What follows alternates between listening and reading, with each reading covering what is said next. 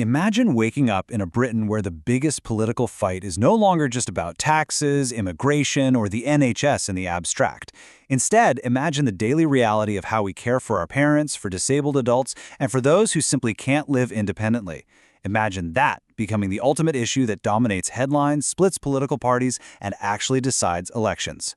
Well, let's dive into it. Welcome to today's Explainer, where we're unpacking the reality of adult social care in the UK. It's a system that's quietly acting as the foundation for the entire country, and one that is very much poised to become the most explosive political battle of our era. Seriously, I want you to consider this. What if social care became the absolute center of British politics?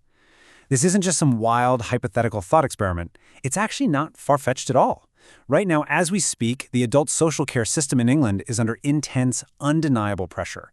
It's already forcing government action, it's prompting these massive debates over funding, and it's dominating the news cycle right behind the scenes.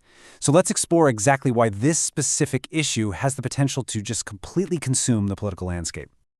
All right, let's start with Section 1, the core reality of scale and funding.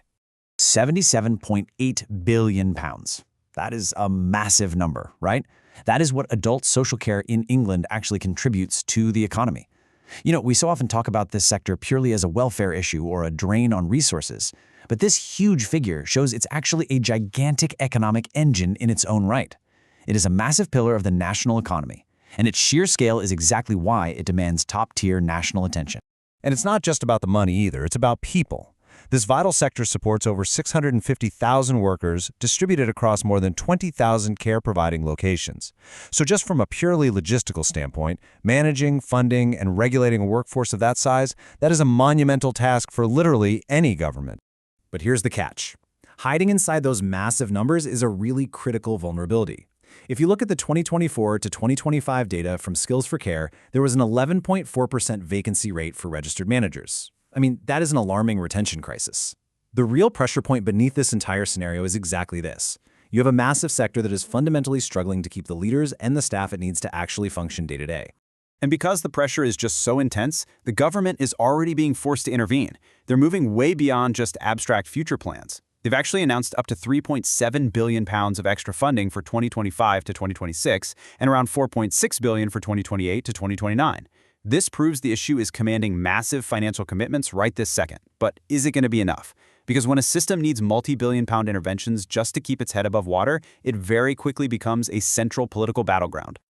Moving on to Section 2, the ripple effect on services. It all really comes down to this powerful metaphor from our sources. Social care is the hidden support beam holding much of the country upright. Hospitals, local councils, millions of families. They all fundamentally depend on this invisible structure. If that support beam cracks, everything resting on top of it begins to lean, fracture, and eventually fall apart. Let's break down exactly how that failure cascades, specifically looking at the NHS. It's basically a vicious circle. Step 1, community care packages become unavailable because of those staffing and funding shortages we just talked about. Step 2, because that care isn't ready at home, patients who are well enough to leave the hospital can't be safely discharged, meaning hospital beds just stay occupied. Step 3, ambulances back up, A&E gets crowded, and waiting lists get even worse. And finally, Step 4, ministers face immense political pressure from voters. The crucial takeaway here, you literally cannot fix hospital wait times without first fixing social care. When social care breaks, hospitals jam. It's that simple. Caught directly in the crossfire here are the local councils. They are the frontline authorities in England responsible for adult social care. They're essentially acting as the battlefield commanders on the ground. While national politicians are off debating the overarching rules, local council leaders are the ones actually staring down the waiting lists. They're managing the delayed assessments and trying to stretch completely limited resources just to keep services from unraveling. They see the human reality of this crisis every single day. Which brings us to Section 3, workforce and family pressures. Here is a huge reality check. You can pass all the funding you want, but you absolutely cannot fake staff. Social care is intensely labor-driven. Fundamentally, it is about people caring for people. So you can announce all the bold reforms you want in Parliament, but you can't magically conjure experienced care workers into existence. Without addressing worker burnout, without ensuring fair pay, and without providing real training, the system simply cannot function. And that reality turns the care workforce into a highly motivated, vital political constituency. But what happens when that paid workforce is stretched way too thin? Well, families have to step in. And the unpaid burden here is just staggering. Spouses, children, relatives, they are frequently forced to navigate a completely chaotic system, often becoming full-time unpaid care providers when a crisis hits home. The emotional and financial toll on these families is immense. And let's be honest, no one wants to hear politicians talk endlessly about fairness while they're personally experiencing daily chaos trying to bathe or feed a loved one. Let's get into Section 4, the ultimate political battlefield. Right now, there are several complex funding mechanisms being fiercely debated. Do we just raise general taxation? Do we introduce a dedicated care levy? Should it rely more on personal contributions out of pocket? Maybe changes to inheritance rules, or even some sort of insurance-style system? The tricky part is, every single option creates distinct winners and losers. Each option sparks a massive new political argument. In this arena, one side's bold funding solution is always the other side's betrayal. And man, does this debate brutally expose a deep generational divide in the UK. On one hand, you have older voters who understandably demand dignity, security, and reliable support in their later years. On the other hand, you have younger voters. They're already getting squeezed by housing costs and stagnant wages, and they worry about higher taxes and inheriting a mountain of debt for a system that might not even be around when they need it. Social care is that rare issue where absolutely everyone is a stakeholder. But frankly, nobody wants to be the first one to pick up the bill. And because the stakes are just so deeply personal, technical policy can turn into an emotional revolt overnight. Terms like a dementia tax or a death tax quickly pop back up in the public conversation. Voters are terrified by this idea that a lifetime of careful savings could just be completely wiped out by the cost of care in their final years.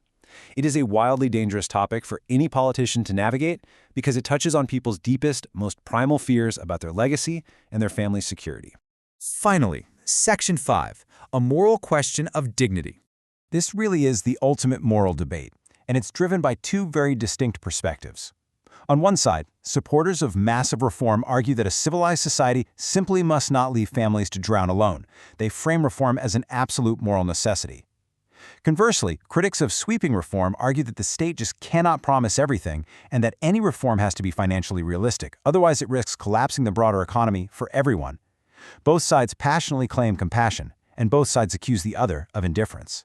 To give you an idea of just how foundational this moral issue is, think about this recent development. The government actually stated that the debate over assisted dying should come after social care reform, not before it.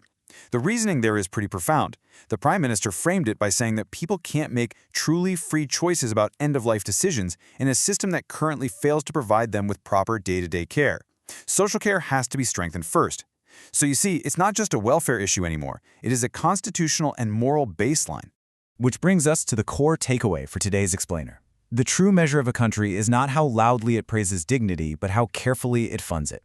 The social care debate is going to force a very painful but very honest conversation in the UK about what kind of protection a modern country is actually willing to afford for its own people.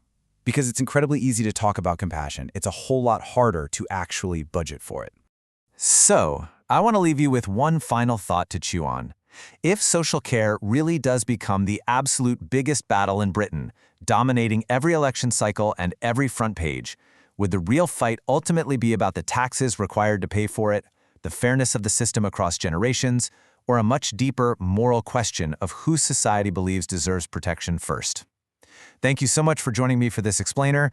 Keep this question in mind the next time you see a headline about hospital wait times or council budgets, because that hidden support beam, it affects us all. See you next time.